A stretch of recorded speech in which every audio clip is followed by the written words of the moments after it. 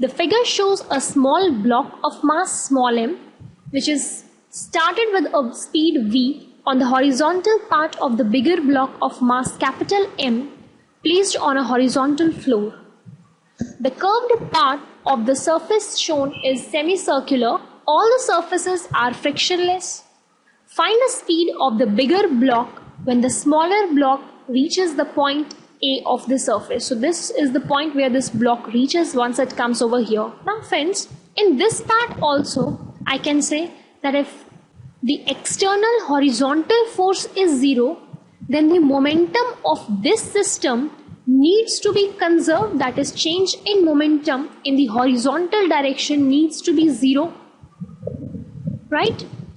Now what was the initial momentum of this system? It was actually minus mv, so that needs to be the same after that also. So once it reaches over here, this point, it will be having the velocity in the vertical direction only, because it is the horizontal line.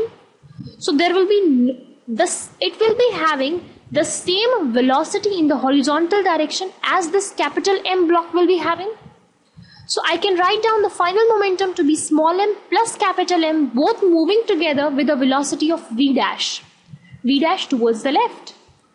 So v dash comes out to be mv upon m plus v into minus 1 sine. So this is the velocity of this bigger block, because bigger and the smaller are moving with the same velocity, and this is that velocity with which both the blocks are moving. But in the question we have been asked for the speed of the bigger block.